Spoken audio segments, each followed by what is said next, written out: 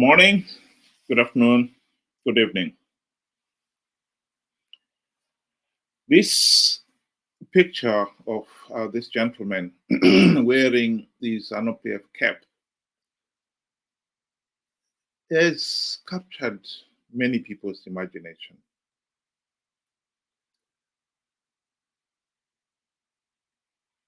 To those who cannot read or do not understand Shona, what is written there at the bottom is write an essay on the picture, what you see in the picture. And don't forget the chicken in. The reference is to Zanu PF dishing out chicken in boxes with chicken pieces and chips to the many people who attended the Zanu PF rallies last year. I think this picture and the comment could have only been written by somebody who really do not understand the politics in Zimbabwe. The rural people, they cannot be held responsible for voting Zanu PF. They had no choice. Some of us have tried to explain that point, but of course, there are those who refuse to accept it. They want to blame the victims. The rural people are the most oppressed people in Zimbabwe.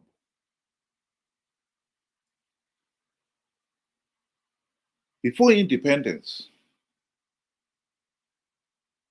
during the white colonial rule, an economist and banker, a renowned one, John Robertson, wrote a proposal and submitted to Ian Smith and his government, in which he argued the government to grant rural people title deeds. And in it, he argued that giving people the title deeds will economically empower them and accelerate Zimbabwe's economic development. The argument could not be denied. It makes perfect sense.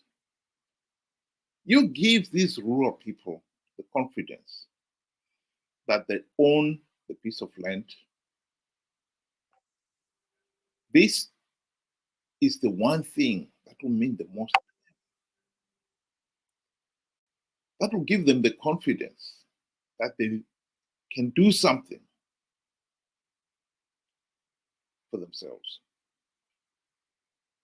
I'll bet you if the rural people were given title deeds to land, they'll build themselves better homestead, not the mud shackle that we can see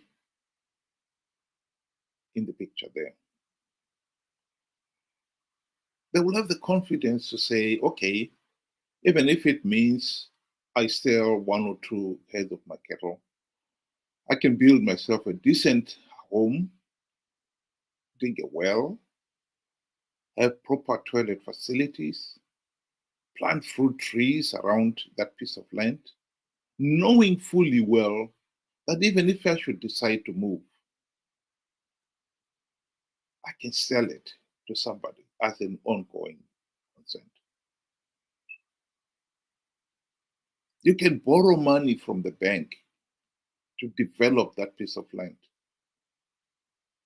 because the bank will have that piece of land with all the assets on it as collateral. It made perfect sense. But Ian Smith refused to give Black Zimbabweans title deeds for political reasons.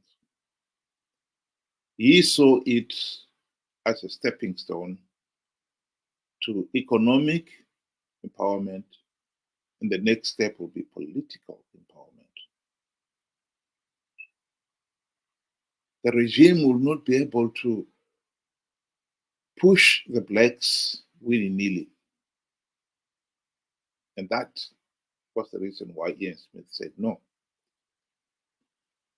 Ironically, soon after independence, the same John Robertson presented Robert Mugabe the same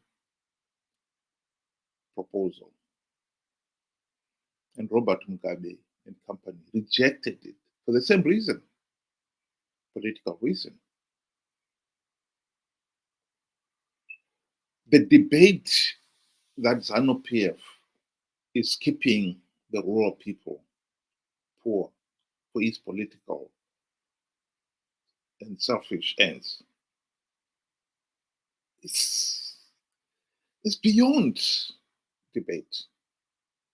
It is a well-known historic fact.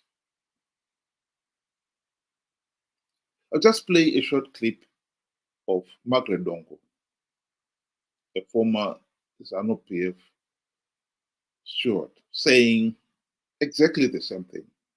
They have wrong priorities, especially the current government. How can you go and build an airport which services a few people, and the majority are the elite and the so-called investors? Look at the rural. I made you come to interview me because I wanted you to have the experience of the roads that we are using. If we go today to our hospital there, you feel pity with that's a hospital in a rural area. If we go to our clinic, you feel pity. We have no piped water here. Do you know the reason why the rural people vote for Zanu PF? One, they're intimidated. Two, the policy is that the rural people should remain poor and subservient to the government. They should remain poor, because if they remain poor, they continue singing the song for their master. This is why these people have been impoverished. It's for a reason. Because at the moment, if you economically empower these people, they'll go out of hand. Zanu PF will never have control over them.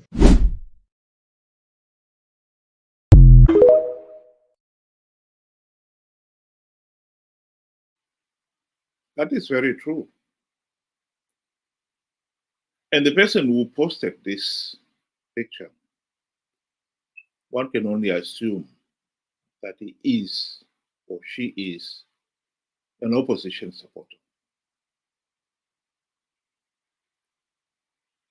Ever since the MDC CCC came on the political stage, their number one task was that they should implement democratic reforms that will stop Zanu PF oppressing the people.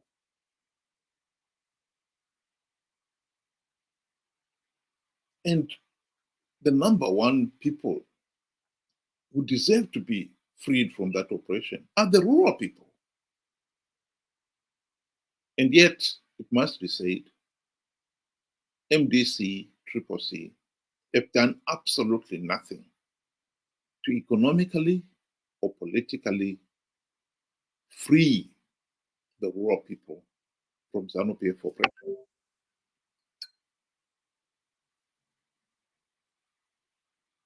And when one tries to highlight that point, you get these postings which only meant to point at the rural people themselves are the ones who are keeping Zanu PF in power, forgetting that the rural people are victims here. Anyone who has lived in the rural areas will tell you how much control the Zanu PF has over the rural people. It's oppressive.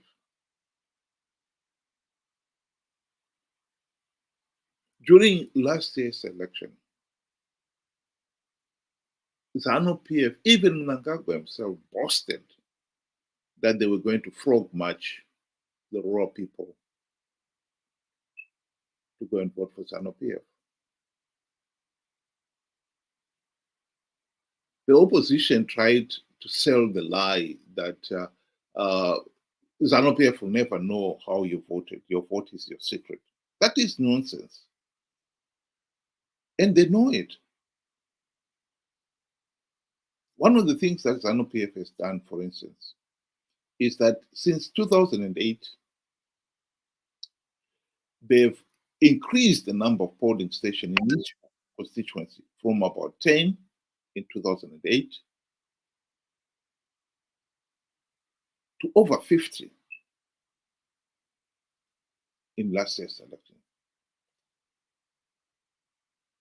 In 2008, one could vote in any of the polling stations in a constituency. In other words, there was a constituency voted for. Zanu PF has changed that. Now it is a polling station voters roll. And so you find there are about 500 or so voters in each polling station. The Zanu PF operatives will have the voters roll. And since the votes are counted at each polling station, it is easy. In fact, it will take less than an hour for the operatives to be able to say who voted for Zanu PF and who did not. They have got the results there. For the sake of argument, 250 voted for Zanu PF, 250 voted for the opposition. They have got the 500 there. They can go down the list, the 500,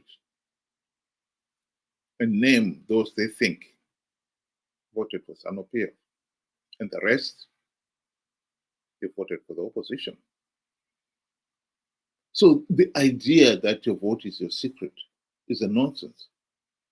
And this is even more so in the rural areas,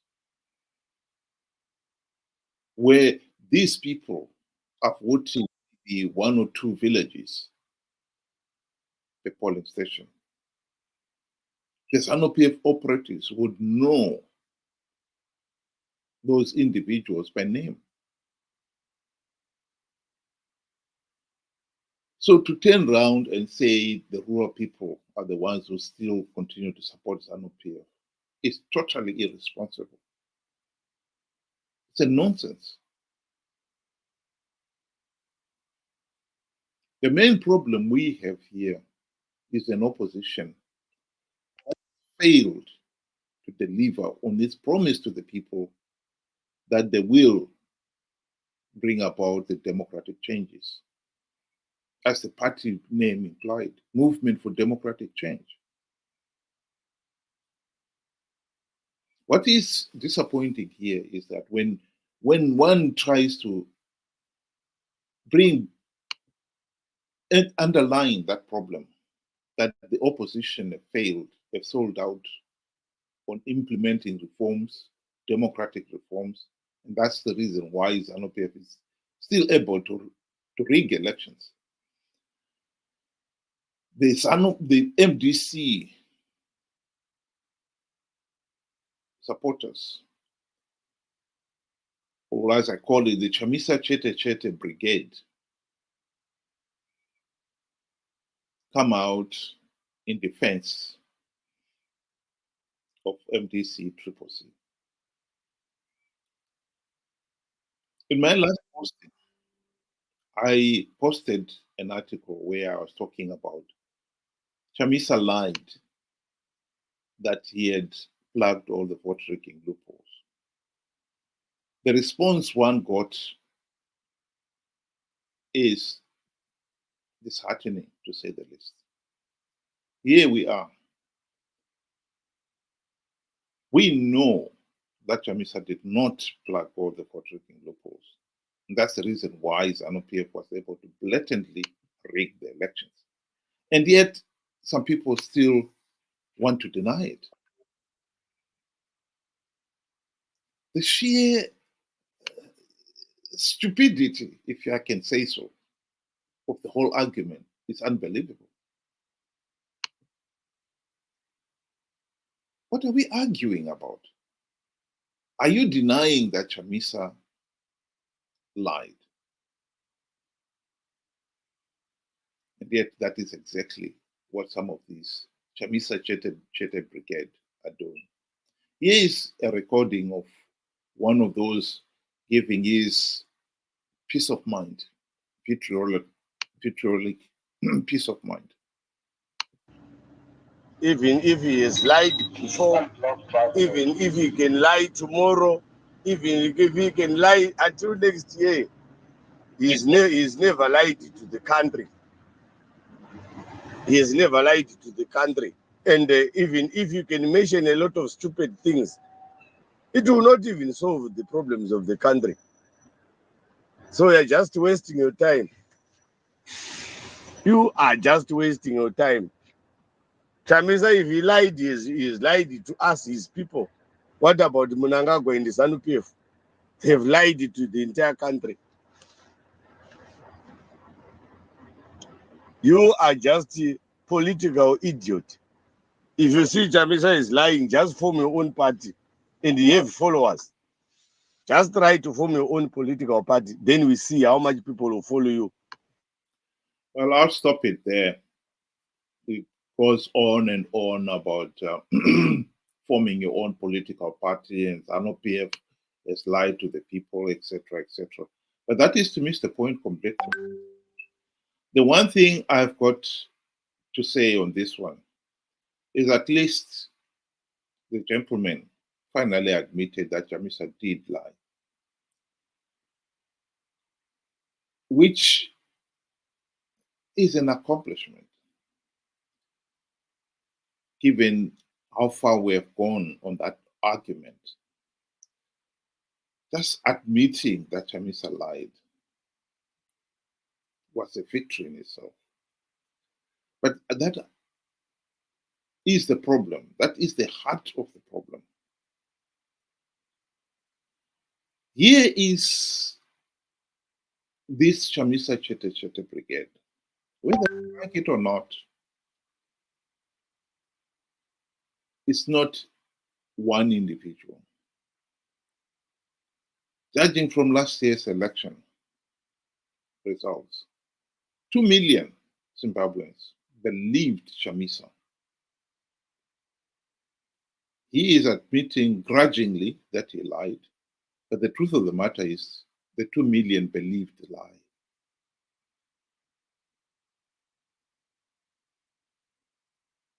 And as a consequence of that, they participated in a flawed electoral process. And because of their big numbers who participated, they gave legitimacy to the process. This point cannot be overemphasized. This idea that somehow it doesn't matter, he is lying to us, his own people, is of course ridiculous. What an individual does when you are in public office affects everybody, whether they belong to your party or not, whether they voted for you or not. That's why all those in public office must be accountable to everybody, not only those party supporters. And to hammer this simple democratic fact into some people's heads is taking forever. And what is worse here is that as long as we've got people with this mentality, I don't see any change. In 4 years' time, we'll be going to 2028 elections. And with this Chamisa Chete Chete brigade, it is clear we will be having a repeat of the same situation. Anyone who says we should not participate in these flawed elections, their answer to them is form your own party.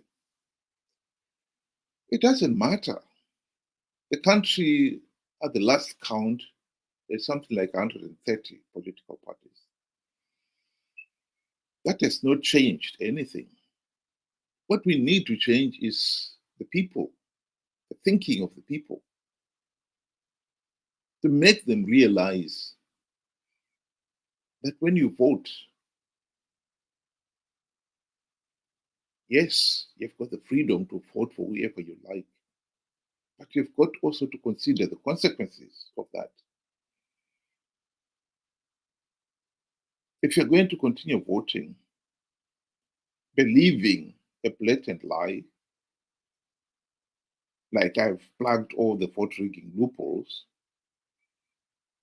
and you vote in your millions and give the process legitimacy, then you've got only yourself to blame for it.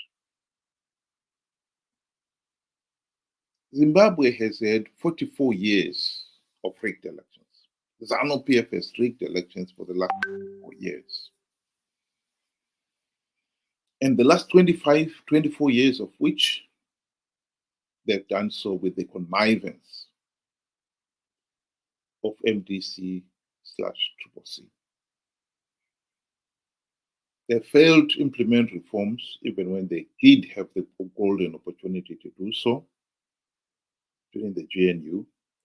And they've been participating in flawed elections, knowing fully well that the process is flawed, knowing fully well that by participating you give ZANU-PF legitimacy.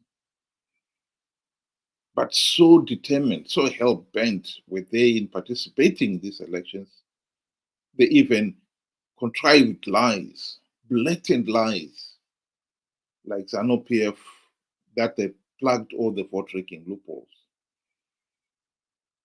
And alas, they are ignorant, naive, and gullible. Chamisa Chete Chete Brigade believed it.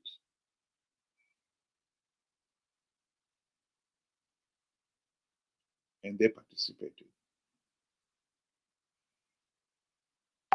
And they seem to think that it doesn't matter, it's their choice. No, it is your choice, yes, but it has got consequences that affect the whole country.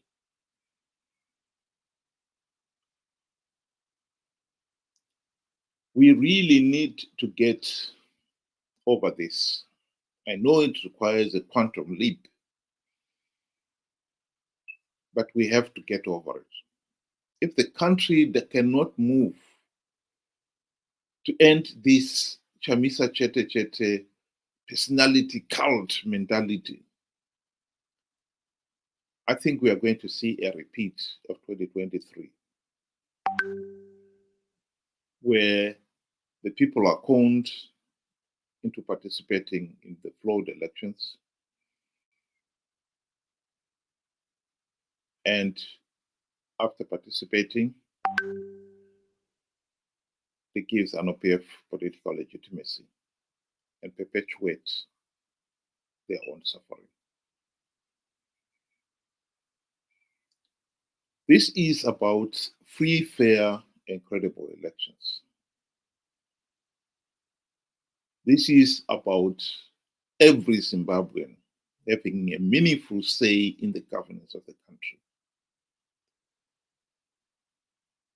And I believe we have got an obligation to ourselves and to our fellow Zimbabweans to make sure that 2028 we either have free, fair, and credible elections, i.e., we get the reforms implemented, or we do not participate in those flawed elections to perpetuate the dictatorship.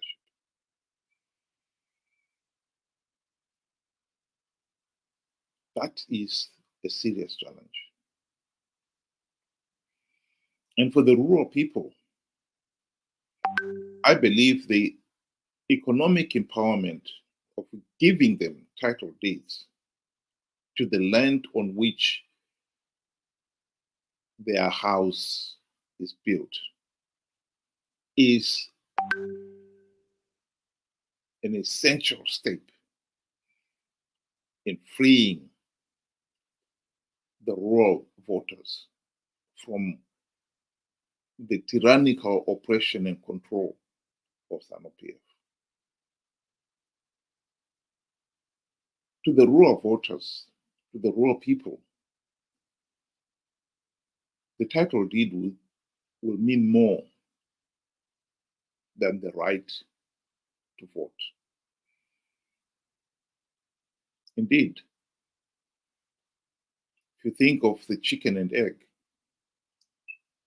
give them the title deeds and they can honestly defend their right to a meaningful vote in a meaningful way. They will not be so easily controlled by Zanu PF operatives. If they have got a piece of land and they know no one can move them willy-nilly, they can afford to be bold enough to refuse to be frog-marched to attend rallies.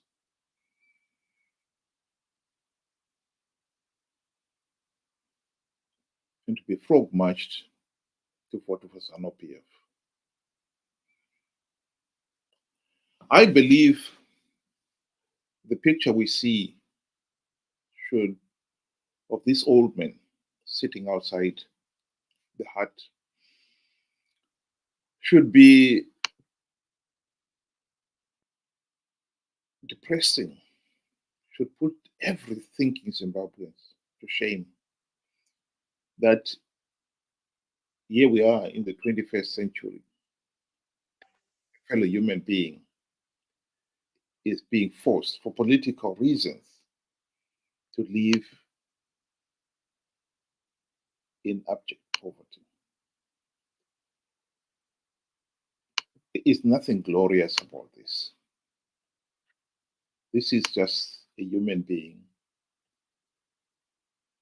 who finds themselves utterly powerless and at the mercy of a tyrannical ruling elite, both Zanu PF and the opposition, who really do not care about the poor.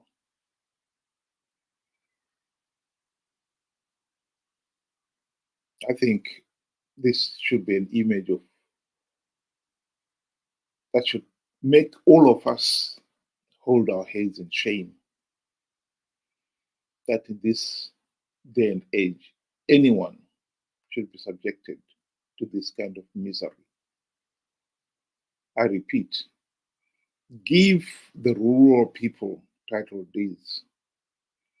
And I can tell you, without help, they will be able to build themselves decent homes, complete with a supply of clean water. They'll be able to plant fruit trees and look after that land better than they are looking after it now under this so-called communal ownership, where nobody owns the land. It's all communally owned. And to blame the rural people for the continued Zanu PF dictatorship is to completely miss the point.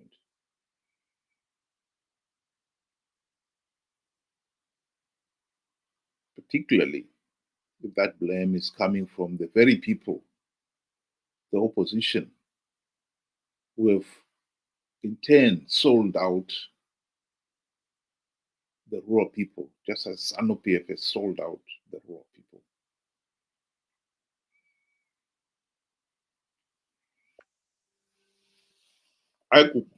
I'll conclude with a statement that MDC, CCC have done nothing economically or politically to free povo from Zanu PF oppression.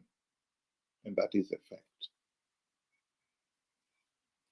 Thank you very much for listening, and have a nice day.